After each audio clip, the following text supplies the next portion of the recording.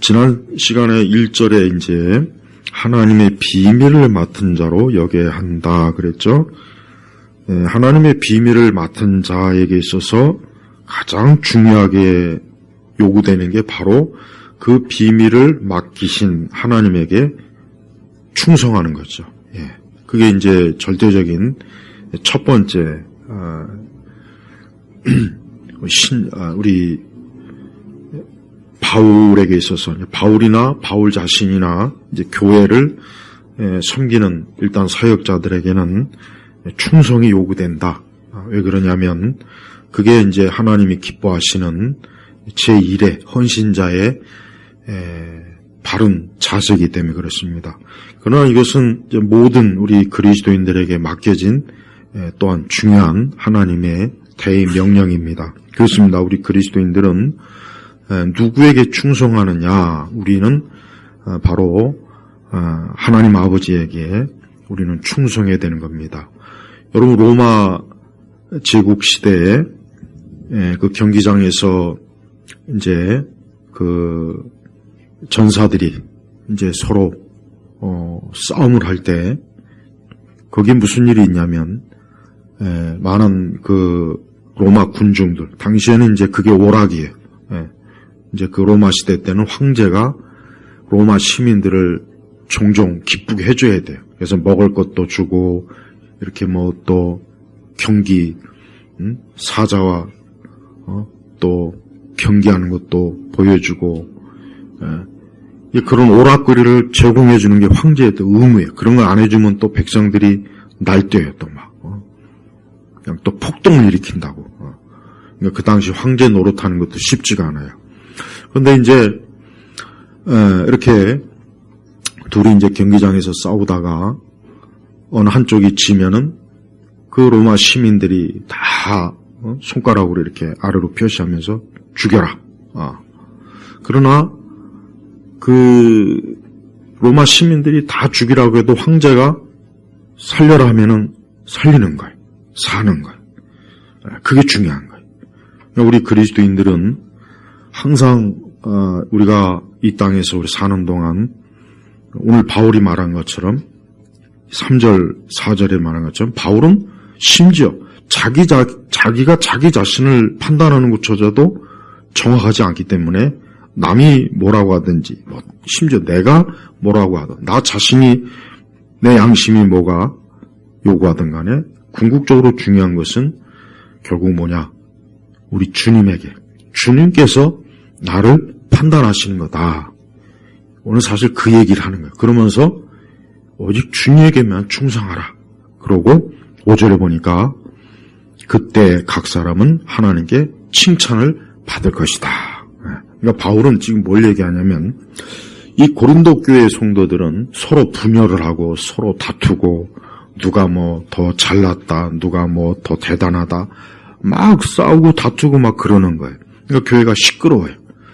그러면서 바울은 그들에게 있어서 자기가 하나님께 비밀을 맡은 자로서 그 비밀을 맡은 자로서의 제1의 중요한 덕목이 뭐냐? 충성이다. 누구에게 충성이냐? 너희 고린도 교인들에게가 아니라 예수님에게 충성하는 거라는 거예요. 일단 그걸 가리키는 거예요. 그래서 절대 고린도 교인들이 사역자들이 마치 자기네 종으로 착각하지 말아라. 나나 아볼로나 또 그의 여러 사도들은 너희들의 종이 아니라 예수님의 종이다. 그래서 그분에게 충성할 것이다. 그리고 혹 어떤 일이 있을지라도 우리도 우리 자신을 판단하는 것도 정확하지도 않고 오직 판단은 주님이 판단하는 거다. 주님이 판단하는 거기 때문에 우리는 오직 주님에게만 기준을 두고 우리가 이 하나님의 일을 할 것이다 하고 아주 그렇게 단언을 하는 거예요. 굉장히 중요한 거예요. 오늘 이 말씀에서 우리 그리스도인들에게 있어서 중요한 것은 우리 역시 마찬가지입니다. 우리의 신앙과 우리의 믿음을 지킨 일에 있어서 가장 우리가 절대적으로 바라봐야 될 분이 뭐냐면 우리 예수님이에요. 그분이 절대적입니다. 사람도 아니고 그 외에 다른 누구도 아니에요. 그래서 3절 보면 너희에게나 또는 인간 법정에서 판단받는 것이 내게는 매우 작은 이다. 사실 나도 나 자신을 판단하지 않는다. 이 3절이 굉장히 중요합니다. 즉 고린도 교인들이 바나바가 어떻다, 바울이 어떻다, 아볼로가 어떻다, 이게 중요한 게 아니라는 거예요. 자기도 그런 걸 신경 안 쓴다 이거예요. 누가 뭐라 한다고 해서 메시지를 변화시키거나 사람들이 듣기 좋게 하거나 그러지 않는다 이거예요. 오직 나는 그리스도 주님에게만 판단받을 것이다.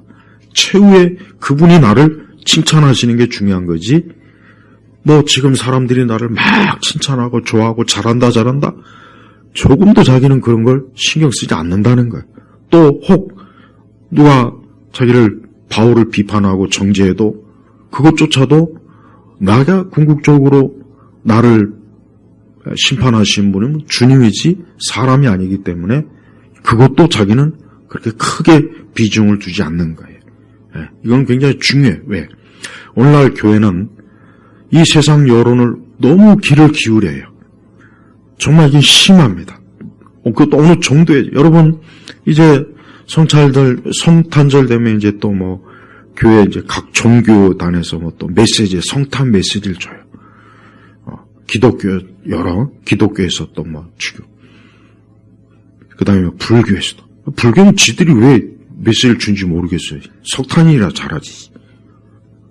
그럼 우리 기독교에서 무슨 대표 회장이 이런 거 보면 하나도 성경적이지 못한 성탄 메시지를 줘요. 그냥 간단하게 예수님 믿고 구원받으라. 이 한마디면 끝나지. 무슨 세상에 빛과 소금이 어떻고 정치권은 서로 화해를 하라는 등 가난한 자를 돌봐. 쓸데없는 말이에요. 쓸데없는 말. 그런 말을 뭐하러 해. 예수님이 그거 때문에 이 땅에 오신 게 아니거든요. 그러니까 성탄절의 의미는 예수님께서 죄인을 구원하러 오신 거예요. 거기에 맞게 성탄 메시지를 전해야지. 무슨 말도 안 되는 시사 메시지를 섞고 거기다가 살짝 종교적인 의미를 갖다 붙이고, 그게 무슨 성탄 메시지입니까? 왜 그러냐? 여론을 의식하는 거예요. 여론. 여러분, 이런 재밌는 아랍 우화가 있어요. 아버지하고 아들이 이제 노새를 이끌고 이제 길을 가는 거예요. 그래가지고 이제 길을 셋이 가는데 사람들이 막 비웃어요. 아니 저 노새를 두고 좀 타고 가지, 저걸 왜 저렇게 사람이 힘들게 걸어가냐. 그래가지고 또 그 말을 듣고 생각해 보니까 그래, 그러면 아버지가 또 그 노새를 타고 가는 거예요. 그러니까 사람들이 저 아버지는 저 아들을 태워야지, 다 큰 어린이 왜 노새를 타냐고. 그 말을 듣고 보니까 또 그런 것 같아서 이번에는 아들을 태웠더니 저 버르장놈의 자식 저거 지 애비를 힘들게 저거 걷게 하고 지가 타고 간다고. 그래가지고 또 내렸어요. 그래서 이번에는 어떻게 했냐 하다 안 되니까 노새를 또 아버지가 지고 갔네요 또. 그러니까 사람들이 또 웃어요. 저런 천하의 바보들이 아니 노새를 타고 가야지 저걸 지고 가면 어떠냐. 그러니까 봐요. 뭘 해도 사람들은 뭐라 그러는 거야. 뭘 해도 뭐라는 거야. 뭘 해도.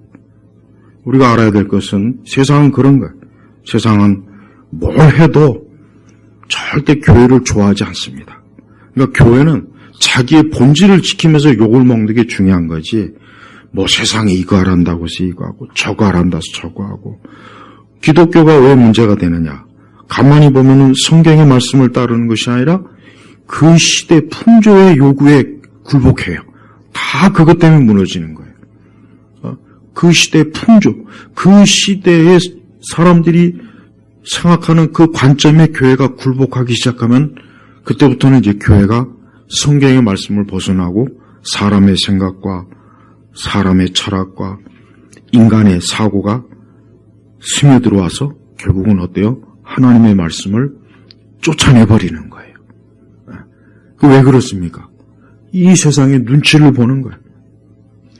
유독 오늘 우리 시대 교회는 그게 굉장히 심합니다. 언론에서 뭐라고 하는지, 방송에서 뭐라고 하는지 아주 그 눈치를 엄청 잘 봐요. 굉장히 예민해요. 그러니까 조금 더 이 세상이 듣기 싫은 말, 세상이 들었을 때 언짢아하는 말은 교회에서 하질 않아요. 절대 안 합니다. 그런 말을 하게 되면 벌써 대번에 비판 여론이 막 일어나니까 그런 걸 두려워하고 그런 걸 싫어하는 거예요. 근데 문제는 그러다 보면 결국은 하나님의 말씀조차도 사람들이 이걸 듣고 싫어할까? 야, 사람들이 듣고 이것도 별로 좋아하지 않을 것 같은데 이것 좀 또 사람들이 이거 듣고 또 욕할 것 같은데 벌써 들어오기 시작하면은 하나님의 말씀을 제대로 전하기가 불가능해요. 불가능하다. 사람들이 뭘 좋아할까? 거기에 맞추긴 하지 하나님께서 무엇을 말씀하시는가에 대해서는 그거는 아예 이제 고려하지도 않아요. 고려하지도 않다고요. 그렇게 되면 어떻게 됩니까? 결국은 세상이 좋아하는 거예요. 그러면 과연 5절 말씀처럼 그때 각 사람은 하나님께 칭찬을 받을 것이다. 이 말씀은 바울이 굉장히 중요하게 여기는 말씀이에요. 그러니까 바울은 한마디로 얘기해서 나는 고린도 교인들의 칭찬을 바라지도 않고 원하지도 않는다. 난 고린도 교인들이 나를 칭찬하건 칭찬하지 않건 난 그건 신경 쓰지 않겠다. 진짜 내가 신경 쓰는 것은 주님께서, 하나님께서 나를 그때 칭찬하시는 게 이게 중요하지. 지금 여기서 내가 사람들한테 인기를 얻고 박수를 받고 환호를 받는 그게 하나도 나에게는 의미가 없다는 거예요. 그러니까 그런 것을 소중히 여긴다면은 그것은 대단히 잘못됐다는 것을 바울이 지금 얘기하는 겁니다. 그러니까 고린도 교회가 얼마나 하나님을 의식하지 않고 고린도 교인들 자기들이 원하는 교회로 생각한 거예요.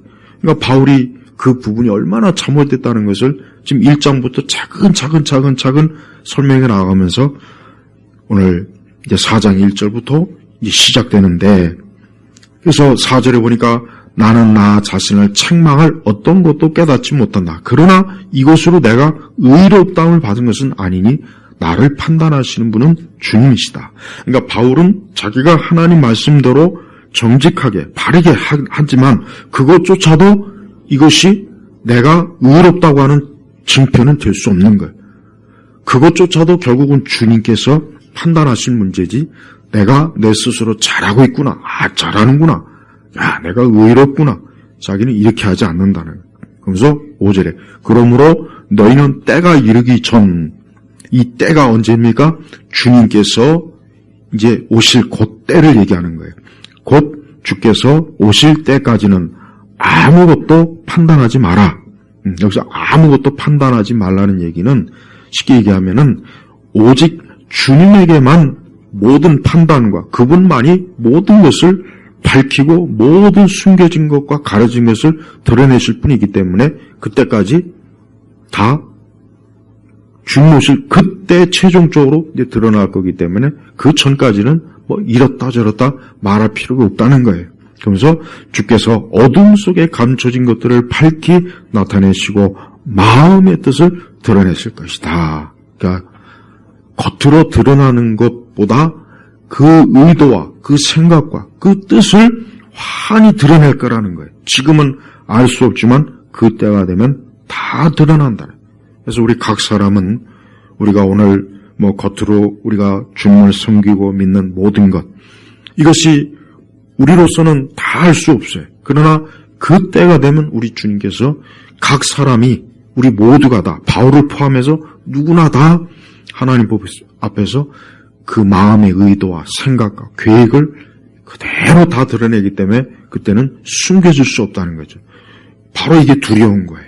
지금은 내가 얼마든지 의롭다, 의로운 척할 수 있고 숨길 수 있고 얼마든지 내가 포장을 잘할 수 있어요.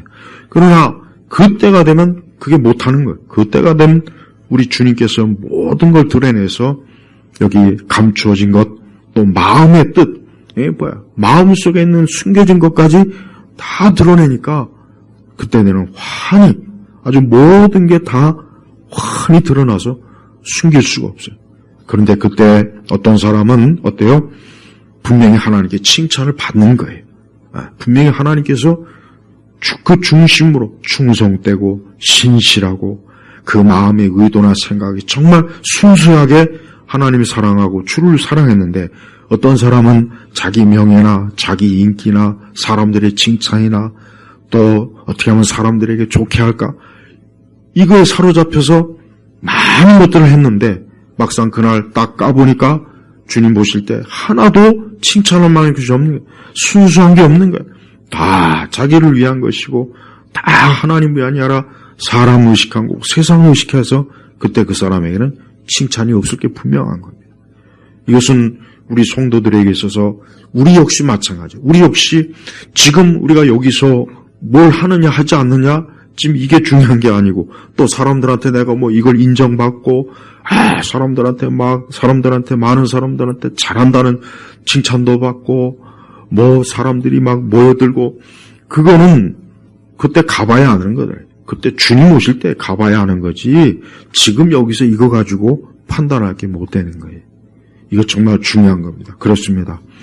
그때 각 사람은 하나님께 칭찬을 받을 것이다. 진짜 그래요. 분명히 그때가 되면 어떤 사람은 주님에게 칭찬을 받을 거예요. 주께서 그랬죠. 착하고 충성된 종아, 난 참 잘했구나. 너는 맡겨진 일에 정말 충성했구나. 너는 내 사명을 너에게 준 사명을 잘 감당했구나 하고 주님께서 정말 칭찬하시지만 어떤 사람은 주님이 칭찬할 게 없어요. 막상 그때 보니까 칭찬할 게 없는 거예요. 막상 그때 보니까 다 자기를 위한 것이었고 자기 명예를 위한 것이었고 자기를 드러내기 위한 것이었고 사람들에게 환호받는 그 목적으로 한 것뿐이에요. 그러니까 막상 까보니까 주님을 위해 한 게 없어요. 그러니까 그 사람은 칭찬받을 게 없는 거예요. 네. 그러니까 바울은 어때요?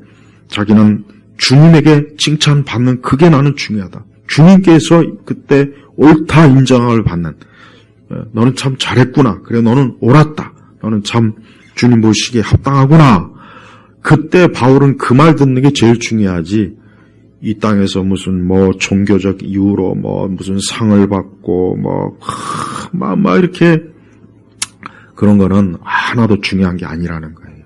근데 이게 말이 쉽지 우리 인간의 본성은 그렇잖아요. 우리 인간의 본성은 뭐 지금 당장 막 사람들한테 인정을 받고 환호를 받고 사람들한테 막 뭔가 그걸 원해요. 우리 사람의 본성은 그게 누구도 그걸 참 정말 피할 수 있는 사람이 정말 없어요. 그래서 우리는 매사에 우리가 주의 오늘 말씀처럼 하나님께 칭찬받는 것, 내가 주님에게 칭찬받는 그때를 생각하면서 지금 신앙생활하고 하나님 믿는 일을 온전히 헌신해야 되는 거예요.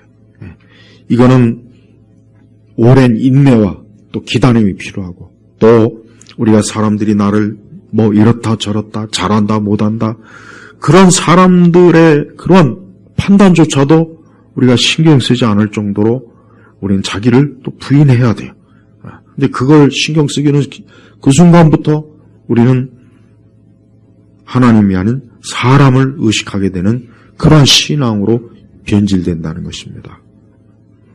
무엇보다도 아까 2절에 말한 것처럼 맡은 자에게 요구되는 것은 충성이다. 충성이라고 하는 것은 뭡니까? 변함이 없이 헌신하는 거죠. 변함이 없이 꾸준하게 일관되게 그리고 다른 걸 엿보지 말고 오직 하나에 집중해서 헌신한다는 그 의미가 이게 충성의 의미예요. 그러니까 이 충성하는 것은 사실 그렇게 쉽지가 않습니다. 그것도 보이지 않는 우리 주님을 향하여서 계속적인 충성을 한다는 게 이게 어디 쉽습니까? 믿음으로 그분을 바라봐야 되고 믿음을 가지고 하나님을 섬기는 일이 그게 쉬운 건 아니죠. 그렇지만 그러한 충성심이 이 다음에 우리 주님께서 칭찬을 많은 그런 일이라고 하는 거예요. 모세도 하나님의 집에 충성된 일꾼이었고 그래서 그가 이스라엘을 광야로 또 비록 가나안에 들어가지 못했지만 그래도 모세는 하나님에게 충성된 일꾼으로서 헌신을 한 그런 귀한 하나님의 사람이에요. 무엇보다도 우리 예수님이야말로 우리 아버지 하나님께서 맡기신 그 구속사역을 충성되이 잘했어요. 우리 예수님은 단 한 번도 그 자리에서 이탈해 본 적이 없어요. 완벽한 충성을 우리 예수님이 했습니다. 그래서 예수님은 매사에 하나님의 뜻을 행하고 하나님의 뜻을 구하고 하나님의 기뻐하시는 것만을, 그런 와중에 우리 예수님은 많은 비방을 당하고 비판을 받고 손가락질을 받고, 그리고 예수님은 결국은 십자가에서 큰 고난을 당하셨죠. 그게 다 뭡니까? 하나님에 대한 충성이에요. 하나님에 대한 충성이에요. 그게 하나님의 뜻인 걸 알았기 때문에 예수님은 그 잔을 피하지 않고 그 잔을 기꺼이 마신 거예요. 그 쓴 잔을 기꺼이 마신 겁니다. 그게 바로 충성입니다. 반면에 우리 제자들은 안타깝지만 가룟 유다는 그렇게 지금 열심히 3년 동안 예수님과 함께 했지만서도 예수님을 배신했습니다. 그건 충성되지 못한 거예요. 그는 예수님을 배신한 거예요. 예수님을 배신한 거라고. 그래서 가룟 유다의 결말은 비참하게 끝납니다.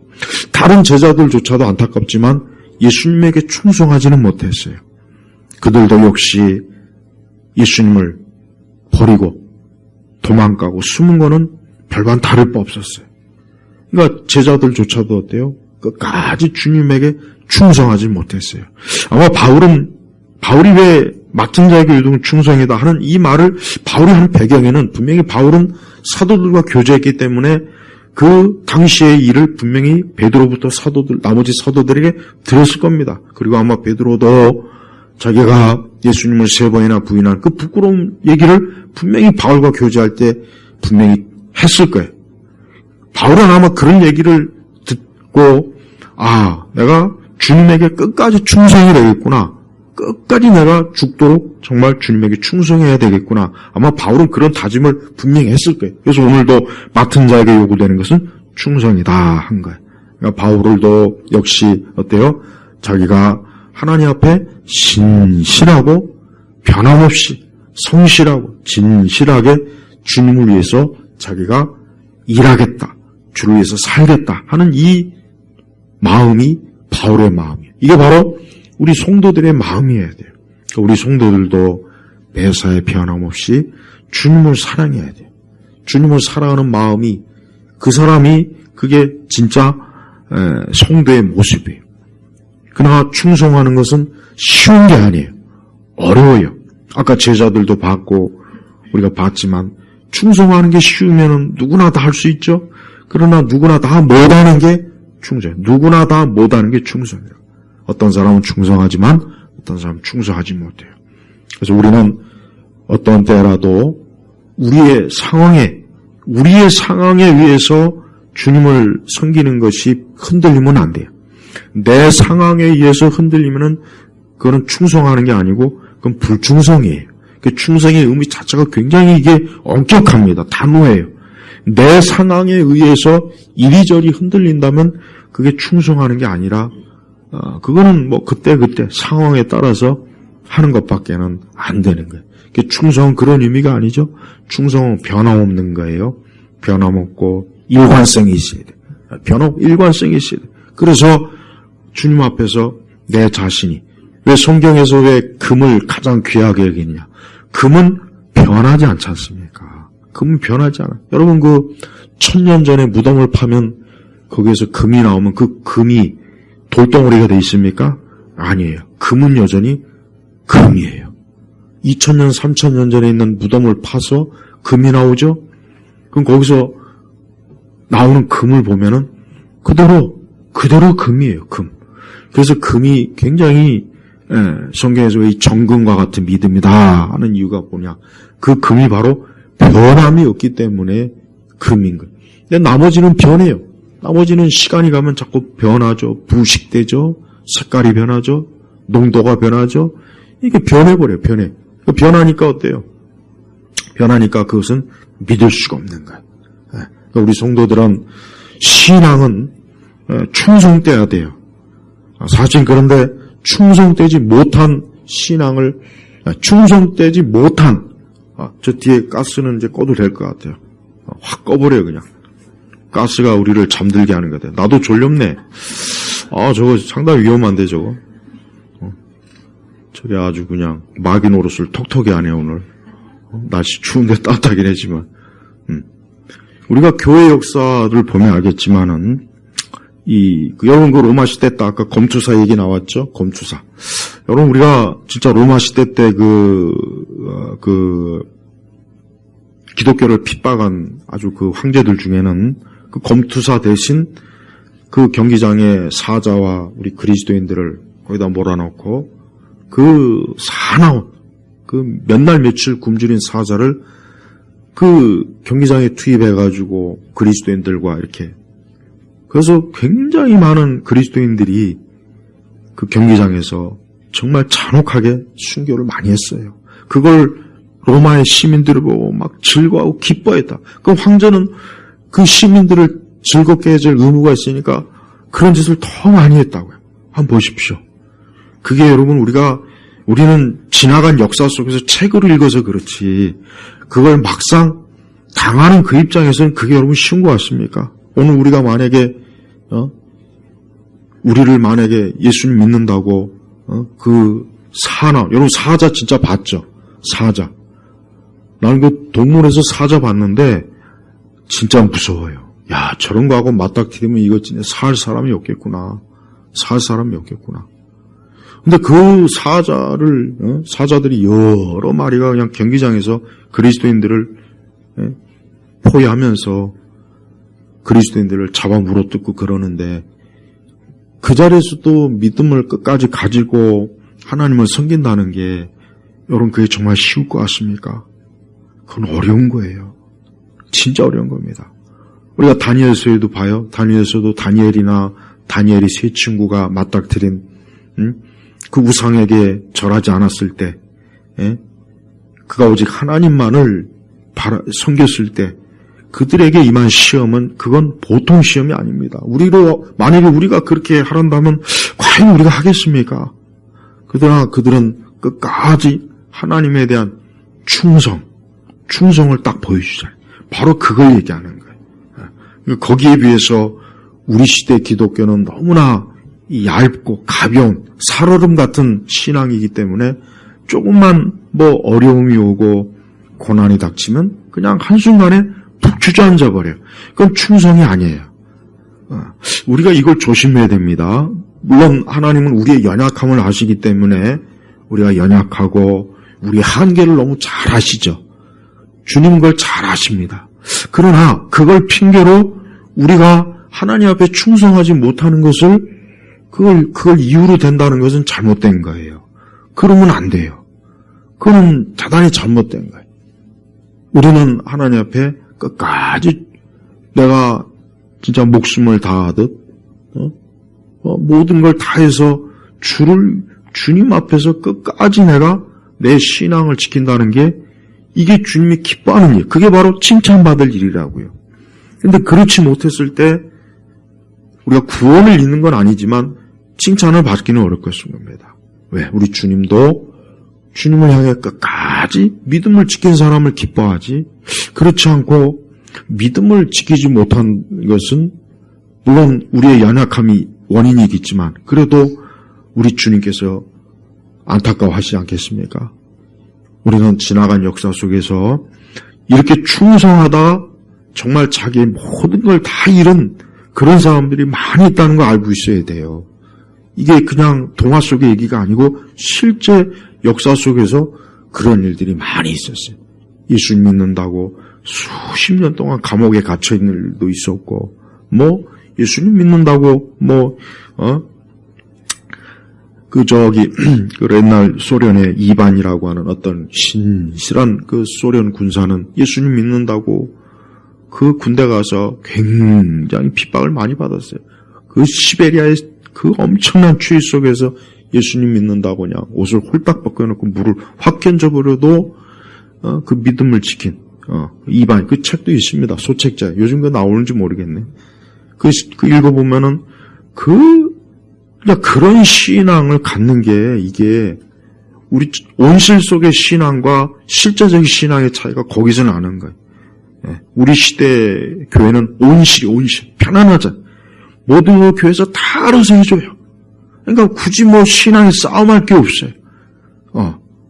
또 밖에 나가면 밖에 취향대로 살고, 교회 오면 교회 취향대로 하고, 그때 달라요. 카멜론이에요, 신앙도. 그러니 신앙에 투쟁할 일이 없어요. 그냥 자기 문제나 가지고 맨날 힘들어하지.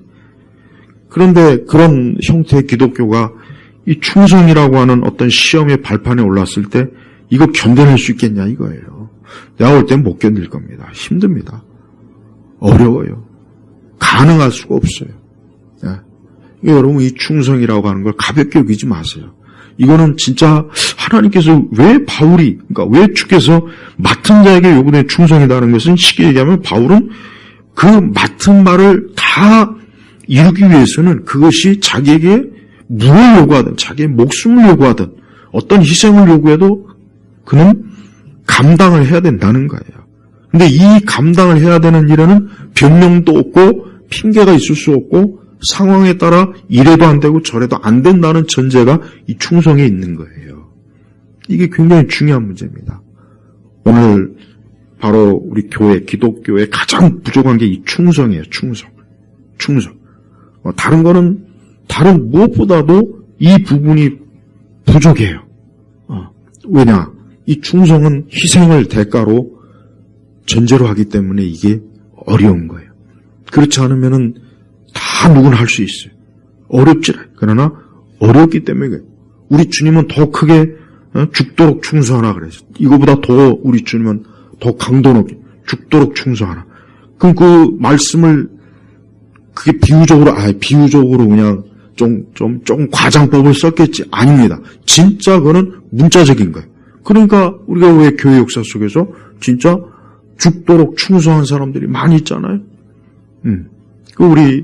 우리나라 교회 역사에서도 그렇고, 복음이 들어가는 지역은 다 결국은 진짜 말 그대로 충성하다가 주님을 위해서 죽은 사람들이 흘린 그 피가 있는 곳에 결국은 교회가 세워지는 거예요. 십자가가 세워지는 거예요. 예외가 없습니다. 우리나라도 마찬가지. 우리나라도 저 양화진 거기 외국 뮤직 가보면은 이 한국의 그 초기 그 선교사분들이 그 가족들 자녀들까지도 그 다 있어요. 봐요. 다 복음을 전하는 것 때문에 그 당시 발전된 나라에서 이 거지 같은 나라에 와가지고 여기서 그 가족들 자식들까지도 다 그냥 병들고 죽고 가지고 여기서 그냥 또 묻히고 그 사람들이 충성한 거예요. 그게 바로 충성이라고요. 근데 우리 시대는 충성을 잘 못해요. 충성의 설교도 거의 없고, 확실히 옛날에는 충성에 대한 설교 많았는데 확실히 언젠가 어떤 충성에 대한 설교도 없더라고요. 그것도 잘 안 하더라고. 왜냐 그런 설교하는 게 부담스럽죠. 그걸 듣는 사람도 부담스럽고 말하는 사람도 부담스럽고 하니까 아마 그 주제는 쏙 빼놓는 것 같아요. 충성한다는 게 그냥 교회에서 열심히 충성해라. 헌금 많이 해라. 예배 잘 참석해라. 그걸 충성으로 알고 있어요. 아니요. 그거는 충성이 아니에요. 그걸 충성이라고 한다면 굳이 그 성경에 충성하라고 기록하기 아닙니다. 그건 충성이 아니고 그거는 그냥 우리가 마땅히 신앙의 의무로 해야 될 거고 의무하고 충성하고는 다른 거예요. 군인의 의무가 뭐냐? 군인은 말 그대로 군대에 있으면서 훈련받고 의무예요. 그러나 총 맞아 죽는 건 충성입니다. 적을 향해서 자기가 죽을 줄 알지만 달려가는 건 그게 충성이에요. 그거라고요. 그러니까 성도들이 보통 충성을 하 그럼 교회 일하고 맡은 그걸 충성을 하고 그건 충성이 아니라고요. 왜 그걸 자꾸 충성이라고 여기냐? 그게 아니에요. 충성은 모든 걸 희생하는 게 사실 충성이에요. 그러니까 이게 어려워요. 그래서 이 말씀이 있는 거지 그냥 이 말씀이 있겠습니까? 그러니까 우리가 하나님께 충성하는 데 있어서는 자기의 모든 걸 희생해야 돼. 심지어 자기의 자존심도 희생하고 자기의 생명, 궁극적으로 생명이겠죠. 자기의 이런 것들을 다 희생하는 전제로 이게 충성을 해야 되는 거예요. 근데 교회가 이 충성심을 다 잃어버렸어요. 이런 충성심을 다 잃어버리고 그냥 편안하게 주님을 섬기는 그런 것으로 교회가 형성이 되다 보니까 이젠 더 이상의 어떤 충성에 대한 그런 신앙의 모습이 그 열매가 교회에서 안 보이지 않습니까? 안 보여요. 충성하라고 하는 것보다는 그냥 그냥 하나님의 복을 많이 받고 복되게 사시오. 이게 주를 이루지. 충성하라. 주를 위해서 충성하라. 이 말은 이젠 교회에서 들어보기 진짜 힘듭니다. 힘들어요. 이 말은 힘들어요. 하지만 우리가 충성을 하든 안 하든 한 가지 분명한 결과가 이 장에 나타나는데 뭐가 나타나냐? 각 사람은 하나님께 칭찬을 받을 것이다. 요건 있다 이거예요. 내가 오늘 충성하든 안 하든 그거는 별개로 이거는 분명히 있다는 거예요. 그러니까 이걸 알아라. 바울이 바로 이걸 오늘 강조하는 거예요. 자기든 누구든 간에 나는 판단받지도 않지만 나 자신도 판단하지 않을 것이다. 그러나 한 가지 분명한 건 분명히 각 사람에게 칭찬이 있다는 것. 그리고 바울 자신도 여기에 속할 거라는 것을 바울은 알고 있어요. 그래서 바울의 일생을 보면은 분명히 그는 그리스도께 칭찬을 받는 그 한 가지만 가지고 바울은 선교사에게 사도의 아주 고된 사역을 감당한 거예요. 우리도 그래야 돼요. 우리도 그래야 됩니다. 우리는 우리의 신앙과 믿음을 지키고 또 교회를 지키고 이것을 위해서 우리가 충성해야 돼요. 그러지 않고 그냥 얄팍한 신앙. 얼마나 얄팍합니까? 지금 이 시대는 얄팍하다고요. 이 얼음이 두껍게 얼어야 거기에 전차도 지나가고 이번에 북한군이 서울에 3일 있었던 게 참 미스터리라고 하지 않습니까? 막 여러 가지. 그래서 저도 옛날부터 왜 여러 책들을 봤는데 정설을 이제 알았어요. 정설. 뭐냐? 이 스탈린이 강을 건너는 도와 그 장비를 지급을 안 해준 거예요. 일부러. 해가지고 서울을 딱 점령하고 그 당시 서울이 다리가 몇 개 없었거든. 있는 것도 폭파됐지. 유엔군 전투기에. 그러니까 3일 동안 옴짝달싹을 못한 이유가 다른 이유가 아니라 도하 장비가 없었다. 왜? 스탈린이 안 줘. 왜 안 줬냐? 참 이 얘기는 너무 재밌더라고. 이 스탈린이 결국은 미국을 전쟁 끌어들이게 하려고 일부러 그런 거예요. 일부러. 해서 중국하고 미국하고 이 한반도에서 박터지게 싸우고 해서 소련이 유럽을 점령하려고 한국전쟁을 다 계획한 거예요. 그러니까 미국도 넣으라고 중국도 넣으라고. 봐요. 이게 강을 건너지 못하니까 이 한강 이북에서 이게 3일 동안 머물 수밖에 없어요. 그러다가 저쪽에 낡은 철교 가까스로 이렇게 한 거더라고. 참 그거 보면 진짜 대단해. 이게 강을 못 건너서 3일간 있었던 거예요. 근데 그 강을 만약에 건넜으면 우리나라는 그냥 끝나버렸어요. 근데 참, 하여튼 하나님은 사람의 모든 전략도 다 계획하신 거예요. 왕의 그 마음이 주의 손에 있다 그랬잖아요. 성경에 보면. 여러분, 우리가 이 세상이라고 하는 강을 건널 때 뭘 가지고 건너야겠습니까? 믿음이에요. 충성이에요. 그게 없으면 이 세상이라고 하는 강을 못 건너요. 전혀 힘을 발휘 못해요. 그러니까 우리 성도들이 충성된 믿음을 가지고 살면 우리가 세상을 분명히 이기는데 충성된 믿음이 없으면 세상이 겁이 나서 못 건넙니다. 그런데 교회는 충성심을 길러주기보다는 그 건너지 못하는 성도들을 그냥 이렇게 계속 어린아이로 막 그냥 돌보는 일만 자꾸 해주는 거예요. 그러니까 계속 어린아이 상태로만 있는 거예요. 계속 업어주고 얼러주고 유아식만 먹이지 충성심을 길러주는 믿음의 양식을 주지 못한 거예요. 이게 교회가 약화되는 요구예요. 우리가 지금 우리 시대를 보면 기독교는 충성심이 없는 교회다 하는 이 한마디가 저는 가장 나중에 100년, 200년 뒤에 교회사가 쓰여진다면 우리 시대를 충성심이 없는 교회, 충성심이 없는 신자들이 있었던 시대라고 분명히 그렇게 아마 교회사, 제대로 된 교회사가라면 분명히 그렇게 전 기록할 거라고 생각해요. 충성심이 없어요. 19세기까지는 보십시오. 그냥 선교한다고 막 진짜 19세기는 선교의 세기거든. 그러니까 그 당시 선교하려고 얼마나 많은 선교사들이 진짜 선교 현장에 가서 죽고 그냥 가자마자 죽고, 거기서 전염병으로 죽고, 굶어 죽고, 식인종에게 심지어 잡아먹여 죽고, 선교의 시대라고 하잖아요. 19세기. 딱 선교의 시대예요. 교회사에서는. 근데 20세기나 21세기는 뭐예요? 없어요. 그게 없어요. 그런 게 없다고요. 그냥 충성심이 없는 교회니까. 주를 위해서 충성한 흔적이 거의 없잖아요. 그러니 교회가 무슨 영적인 열매를 맺겠습니까? 맨날 가짜 허황된 열매, 매스컴에 의해서 인위적으로 형성된. 그러니까 오늘날 우리 한국교회도 그렇고 서구 기독교도 그렇고 사람들이 인위적으로 만든 이게 기독교지 성령에 의해서 이렇게 일어난 교회는 아니에요. 그건 분명히 아니라고. 그러니까 그런 인위적으로 사람들이 만든 기독교는 오래가지 못해요. 조금 지나면 다 무너지고 쓰러지고 변색되고 중심을 잃고 심지어 배도하고 배교하고 충성심이 없으니까 충성심.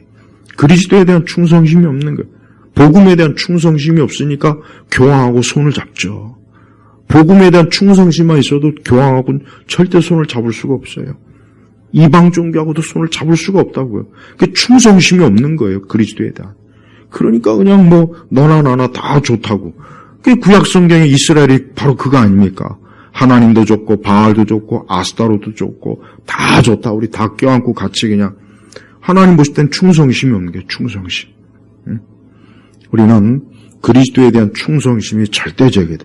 그리스도에 대한 충성심이 절대적이면은 모든 걸 다 이겨낼 수 있어요. 지금 우리 시대에 이런 모든 종교다운주의니 페미니즘이니 공산주의니 다 이겨낼 수 있다. 그리스도에 대한 충성심이 없으니까 이상한 세속 철학이나 이념에 빨려 들어간 거 아니겠어요? 그리스도를 제대로 알면 어떻게 감히 그 이상한 철학과 이념이 어떻게 빠져나갈 수 있냐고요. 그건 못 빠져요.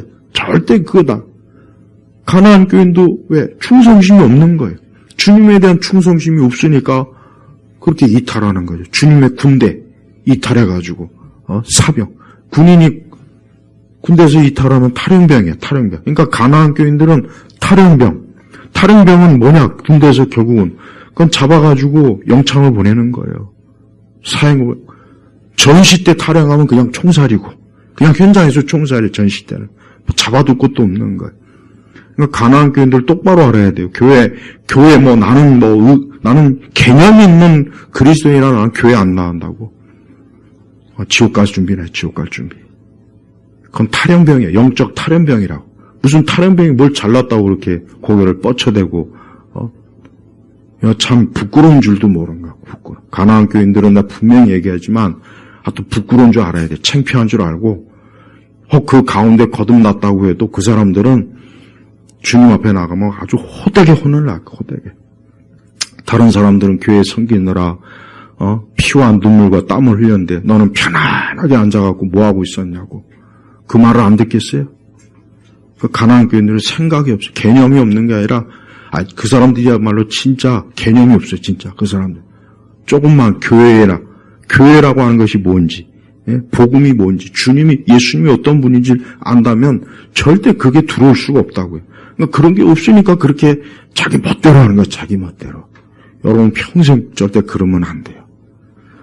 여러분 진짜 생각 있으면은 그때 각 사람을 각 사람이라고 했어요. 각 사람. 그러니까 한 사람 한 사람 다 포함되는 거예요.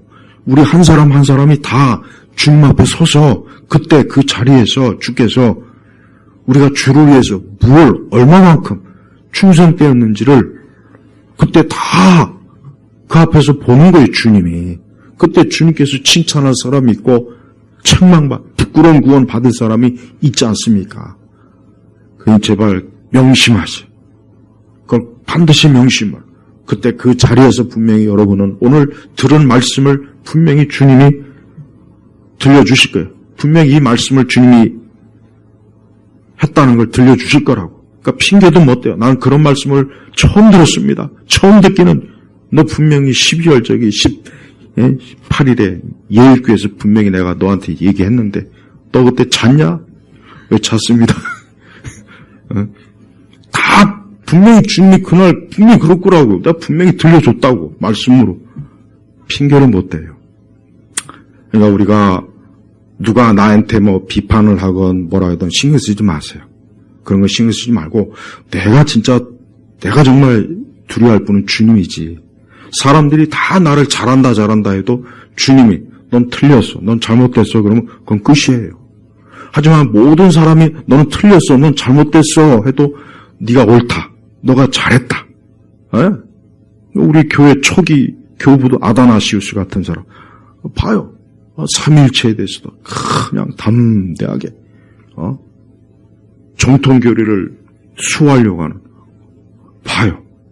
그 사람 바로 그런 사람들이 그 다음에 주님 앞에 칭찬받는 거예요. 바른 신앙과 교리와 이런 것들을 추구하지만 당대에는 뭐 인기도 없고 지명도도 없고 사람들한테 뭐 별로 호감도 못 주. 그렇지만 주님께서는 너가 잘한 거다. 네가 잘했다. 그러나 지금 뭐 매스컴에서 막 띄워주고 뭐 대단한 목사다, 대단한 사역자다, 대단한 신자다 해도 주님 앞에 난 너 모른다. 그 말 안 넣은 걸 천만다행으로 얘기해야 돼요. 난 넌 모른다면 그건 끝나는 거예요. 책만 맞는 정도로만 끝나는 것도 다행인 줄 알라고요. 그러니까 우리가 절대 누가 뭐 이런다 저런다 신경 쓰지 말고 진짜 주님이 어떻게 말씀하시는가가 중요하다는 걸 오늘 바울이 고린도 교인들에게 알려주는 거예요. 그러니까 바울이 얼마나 주님에게만 절대적으로 기준을 두는지 알 수가 있죠. 우리도 그래야 됩니다. 올 한 해도 이렇게 마무리가 됩니다. 이렇게 한 해가 다 져갑니다. 우리 주님 각 사람 앞에 우리가 설 자리가 점점 다가오고 있는 거예요. 아무쪼록 저는 우리 예일교회 성도들이 다 하나님께 칭찬받기를 원합니다. 다 칭찬받기를 원해요. 다 칭찬받아서 주님이 기뻐하는 그러한 참 성도로서 꼭 주 앞에 서시길 주의 이름으로 축복합니다. 기도하겠습니다. 하나님 아버지 감사합니다. 우리가 지금 눈에 보이는 것, 또 잡히는 것, 우리가 현세에서 우리 앞에서 어른거리는 것에 매이지 말고 영원한 심판장 되시는 주 하나님 아버지, 우리 주 예수 그리스도 그분을 바라보면서 우리 인생의 걸음, 믿음의 걸음을 한 걸음 나아갈 수 있도록 인도하여 주옵소서. 감사하며 우리 주 예수님의 이름으로 기도 올립니다. 아멘.